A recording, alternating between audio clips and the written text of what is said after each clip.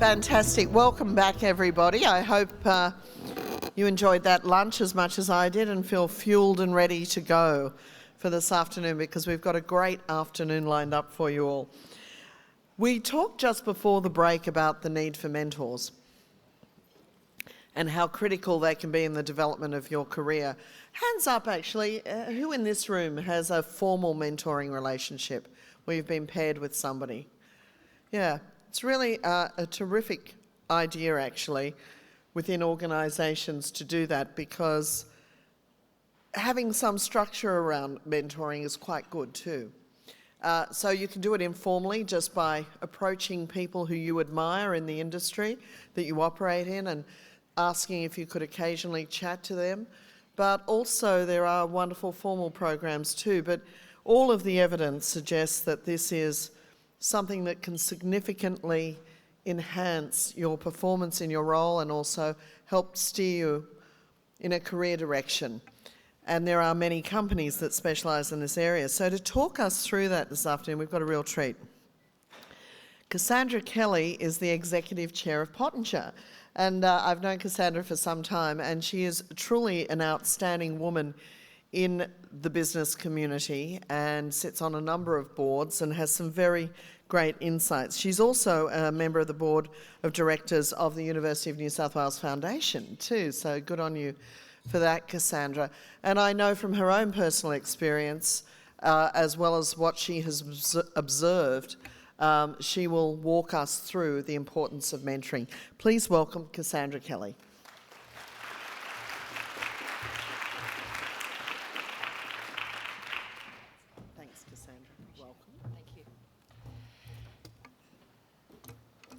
And we might even touch on some semantics. I guess I was reflecting on why we're having the conversation. Why talk about it? I mean, there's a lot written about it. There's apparently a lot of evidence to suggest it's a good thing, but why should we make it a topic? You know, you've got a full day. Why should we take the time out to actually think about mentoring?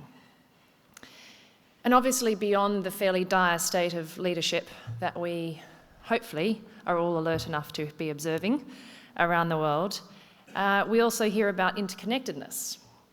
We hear about the sharing economy. And we see the rise in the sharing economy. We've got Uber, Airbnb.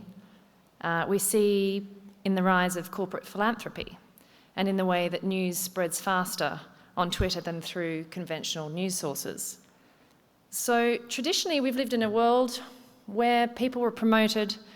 Please don't tell me they were promoted on merit, but they were promoted sometimes on individual performance and based on how the education that they received. And a lot of this is still going on today. And education was focused a lot around the transfer of knowledge to the individual. However, if you want to truly achieve great things, when anybody that knows me knows that I'm a little bit obsessed about a very large picture of compassion, empathy and love for all of us and many more of us to share around the world. And if we truly want to stand any chance of living in a much brighter world and leaving a much brighter world behind, then actually we're going to need to leave behind the obsession with the accumulated knowledge that we have, the personal achievement, and we're going to have to figure out how to lift up others around us so that collectively we can achieve. Because if there's one thing I have learned to date, it is almost entirely that my own effort is made much better by joining with those around me. So specifically when it comes to women, because that is very important for me, if we really see diversity as a key economic driver, if we truly believe that this is the key lever that we've got for prosperity, then it would seem to me that it is also apt to be talking about the power of mentoring, lifting others up around us, and in particular lifting up the women.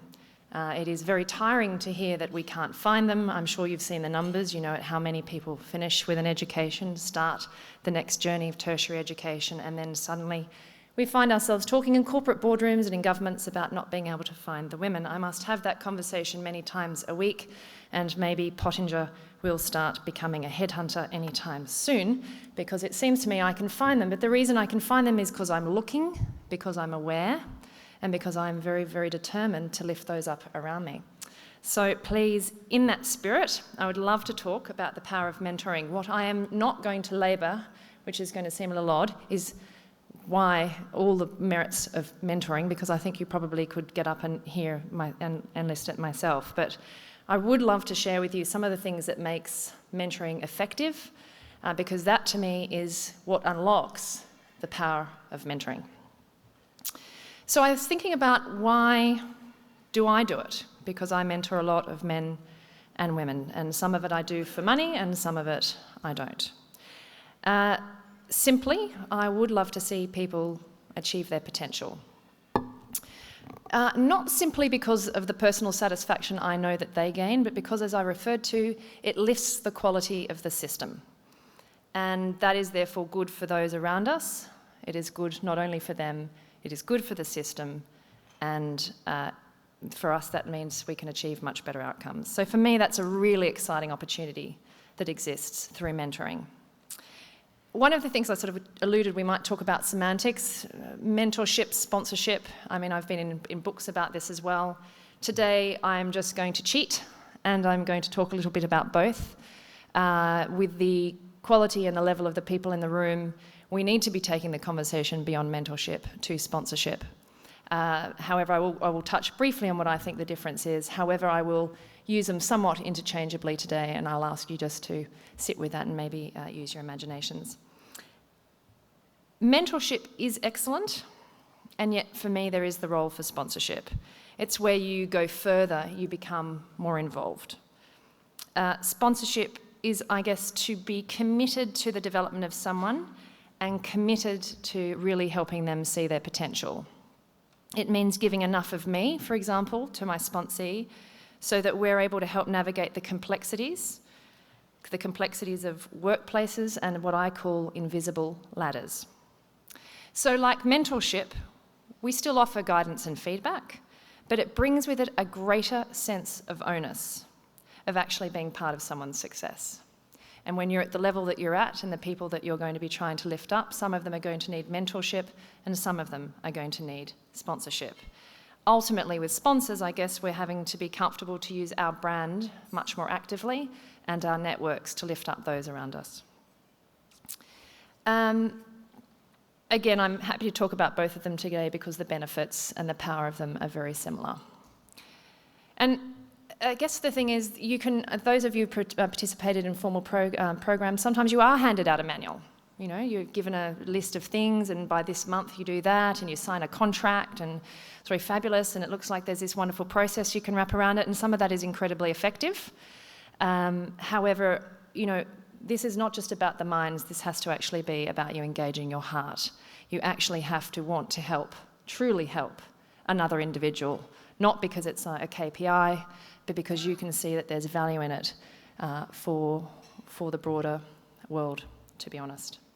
So I was trying to think about a way that I think about, whether it's being as a sponsor or a mentee, some of the roles that you can play so that we can truly unleash the power of the people around us. And I sort of think about it in several categories. You can be the talent spotter. So a good, someone who's a good sponsor or mentee, a mentor, can spot the talent and potential, and sometimes before the individual themselves even notices that they've got it within them. And that's really satisfying. If you can find that person, think, wow, that person's really got something, or they don't really see what they've got. If you can shine a light on that, being as a talent spotter, that is sort of the premium level, I would say, and that's something to really shoot for. You can change people's lives. You can be the advocate. Lift them up, make sure they meet new people, and have richer experiences as a result. Sometimes really great, you can say things on behalf of people that, you know, particularly in an Australian culture, less so in the American culture as I'm experiencing, you're not meant to say about yourself in a culture where we don't want to stick our head up necessarily too high or shout how wonderful we are. So sometimes it's nice to have somebody beside you being your advocate. You can have a cheerleader. You can be the cheerleader for someone, encouraging their ambition, believing in them, celebrating milestones and successes, saying, I knew you can, I knew you could, we've got it, you're there. Sometimes to remind people to stop and celebrate. People who are high achievers and wanting to do great things continue to focus on the next thing that they could do better or that they could get onto. asking people to slow down enough to appreciate themselves and that they've even got anywhere at all beyond where they started. The mirror, of course. So being reflecting back what you're hearing, reflecting back what you've seen, that is not to be underestimated, simply the power of holding up the mirror. And the one that when I came up with it made me giggle was the post-it note. Yes, you can be a post-it note, although increasingly electronic. I guess to remind your sponsee or your mentee of what it was that they said that they were going to get, where they wanted to go. Hopefully, if you are good at it, you talk to people about their purpose. What's this about? Why are we doing this? Okay, to unlock your potential, but what is that? Really dig deep. And if you have this post-it note, you can remind people when they get lost. And if any of you stick with mentees and sponsees long enough, you will usually, and you build enough rapport, you will find that people sometimes along the way sit there and think, I don't know, I just don't know if I'm actually getting there, if I feel like I'm standing still, or I took a wrong turn. And that's a great opportunity to remind people that sometimes the destination, the path between A and B isn't always straight. I thought I might give you an example. I've been mentoring someone who's dear to me, Trevor. He knows her. Her name is Olivia, and one of the ways that I was lifting Olivia up is, I've nominated her for a few awards. I've made sure that when I was asked to participate in a book, that the person I chose was her. So there's all sorts of ways that I've made sure that I've brought her along with me and shared my connections. And the reason I want to use this as an example is because the power of mentoring only works, in my belief, if you do take your heart with it and that you truly understand why you are also being mentored or why you are the mentor. So why I decided I wanted to mentor or sponsor Olivia was because she deserved it. She was determined, passionate, thoughtful, caring, generous, resilient. She was certainly going to pay it forward, very important to me. I don't want to give up my time to people if they're not going to bother giving it up for the next person. And when you help someone like Olivia, you're indirectly helping others. I knew she would excel. I knew she was exceptional. So, of course, that I didn't have the fear of her reflecting poorly on me. So that was kind of a lucky thing for me. But as I said, I knew that she would bring along others alongside her. So my sponsorship or mentorship of one person ends up having a positive benefit on more. And that's, for me, it really is about the ripple effect, and that is the true power of this. It's not just about one person's success. It is about the success of those around them. And I think at that point, you're trying to establish, what is it that makes you a great mentor, and or what is it that would make someone a great mentor to you? And there are attributes that you should either display or look for. For me, the person who mentors you or sponsors you is not infallible. They are not Superwoman or Superman. I am yet to meet such an individual. I am yet to purchase myself the cape, although I do sometimes dress up in my children's. So what I am looking for is I'm looking for someone who's real. I'm looking for somebody with empathy, compassion, self-awareness, because unless they're self-aware and can see, how can they possibly help you? Thoughtful, honest, some wisdom chucked in there. For me, maybe a sense of humour, it's pretty important to me, but might not be on your list. Trustworthy, generous and loyal. And I've mentioned already before that for me, it's not just about the mind. These people have to be doing it, and you have to be receiving it with your heart as well. A sponsor, just to take that little bit there, I think if you're looking for a sponsor, so someone really can lift you to the next level as opposed to guide you and listen and some of the other things, I think they do actually need to have a level of influence, and they do need to have connections and obviously a solid reputation, because what you do need is you need to use those, and that person needs to be happy to give those to you. And I was thinking about that in preparation for today, and I do something called the glass elevator. And that came about out of some deep frustration, because I sort of see people hoarding their connections, as if the connections themselves make them valuable. Their networks are their value. And to me, a network is only valuable if you share it. The connections are only actually going to be made if you start putting them together, and that's where the value is. And so for me, one thing I would really suggest you look for, or you are, is you look for somebody who's very generous, look for somebody who doesn't feel the need to hoard their connections and be the person who knows truly how to share and put things together. It is probably, of everything that I do now, you sort of look at your technical, I'm not too bad on a spreadsheet, and I can understand enough law to keep myself out of basic trouble, and I could advise clients on X, Y, and Z, but actually the value that I constantly see that I bring is my ability to be sitting in some other random part of the world, doesn't matter where it is, and connecting the fact that I know someone over there because I've been listening and I've been doing it for years, and I know that they were trying to do that piece of that thing that they need. So I don't know what it's in it for me, but if I can get those two together, maybe, just maybe, I'm going to be living in a better world. That's good enough for me. Or maybe put a smile on these people's faces, reduce the time of achieving something by 6 months, who knows? But certainly helping people find them. So that's all the sort of behaviours that I think you need to look in a person, because they make great sponsors and great mentors. And not everyone's really good at it. Some people you really wish they'd get off the program. They are not good mentees and they're not good mentors, and mentee beware. Because some people, for them, it's, that they should do it.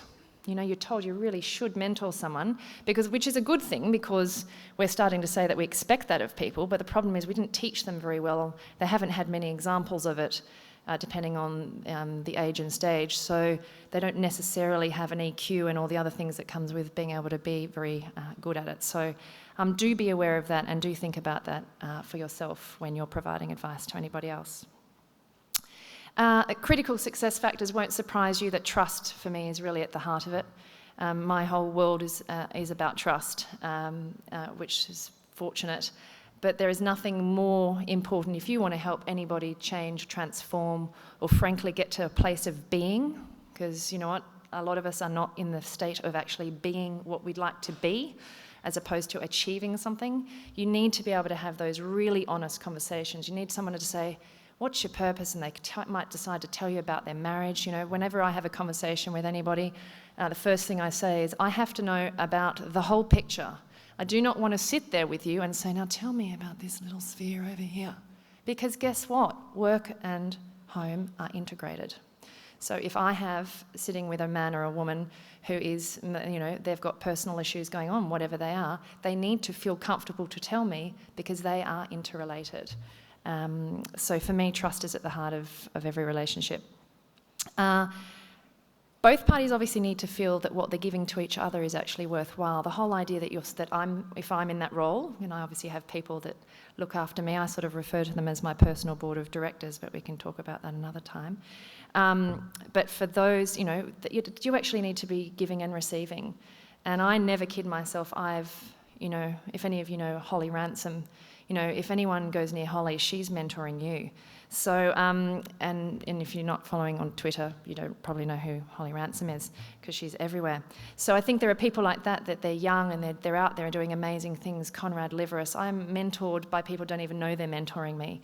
But there is something I'm getting out of it. When I particularly choose a mentee or sponsee, then I absolutely go in there knowing that I'm just very fortunate. It's a very fortunate experience. And if it's not going to be fortunate, then I don't want to do it, which leads me on to the fact the mentee has to deserve it. Some people say, that's a bit harsh. And I think, well, not really. I've got limited time. And some people are not ready, or they just don't deserve it. And I feel good about saying that. I think, well, somebody that wouldn't pay it forward, they don't deserve it. They don't deserve my time. Somebody that won't value it, doesn't do their homework or really be prepared to think about it, they may deserve it in the future, but they're certainly not ready. So there's also an piece of readiness. I don't want people to squander the opportunity. I think we sort of need to bring back not only decency in the world, but we also need to bring back a greater level of appreciation and graciousness. And that really does need to exist in the relationship too. And I think if you can't bring that, you also don't deserve it. So for me, I guess it's clear. It's an incredibly powerful thing that you can do. I've mentioned that through mentoring one, you're mentoring dozens, even more people that you'll never ever meet. And if people are paying it forward, well, you can perhaps not do the maths, but the maths is very significant. It is huge, the number of people that you will influence over time, and that is incredibly important. For me personally, because God forbid I ever stop looking for advice or being looked after myself, and I talk about how in where I am, I need different sorts of people. So I'm moving on the 1st of September to New York, so this is very real for me right now.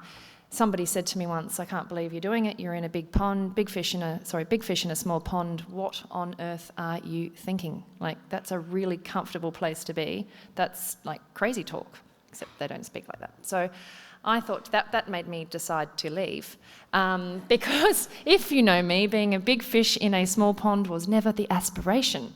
And so I will have a go at being a fish in a really large pond and see how I go.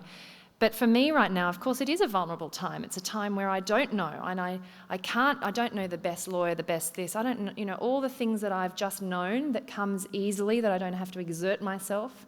The people that, I'll walk down a street and I might be able to smile at someone and go, "Oh, hi," at the airport. And, I was at the airport in Canberra the other day and a politician went, "Offload her." And I thought, that's nice. That's nice. I'll take that as a compliment. I won't have any of those humorous meetings anymore. No one's going to know Cassandra, so there's that real sense. So when I started, this is not, and they joke in the US, this is like you have to run a campaign. So I have to campaign to get my PR and brand up. So I'm having to start again, and I am absolutely relying on all sorts of people to want to help me, to actually want me to succeed. So you can put whatever label you like on that, but that's what we're truly talking about. We are talking about people wanting to see you personally win, because hopefully they see that somewhere in this is going to be better for the world. So I am going through it right now. Before I had to take that brave step of being quite so as needy right now as I was, before when I was more established here, I sort of said that still at that point I needed people, and I needed them with different capabilities. I don't want them to all look like me. I need people that can reflect back at me all sorts of different things, or teach me new tricks, or that I really trust to answer the most difficult question, or something that's very particular and specific on governance. It doesn't matter. I've got all sorts of people who are my advisor, mentors, and some people who, fewer people, but some people have sponsored me. And I think one of the tricks for me, so if you're in that category, is, you don't have to give everyone a label.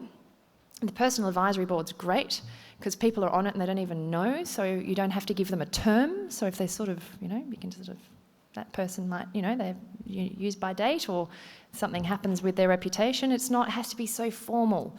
And it's not, and it might sound very mercenary, like you're sort of, but because I know that I'm giving so much all the time, and that what I'm trying to get out of being helped is to make the world a better place, I don't feel bad about that at all. So, some of you in this room are incredibly senior, and I hope that you do surround yourselves by advisors or mentors or sponsors forever to make sure that you can truly be your best. So I'm conscious that that the rest of your day has been running a little over, but I really do hope that somehow each of you, if you haven't yet found yourself sponsoring or mentoring someone, if you have stopped making sure that you are, I don't care at what stage you are, this is something that we can really, really shift the dial. We can really improve the quality of leadership. We can improve outcomes. There is no doubt in my mind that mentoring, sponsorship, and looking after each other is beyond powerful. Thank you.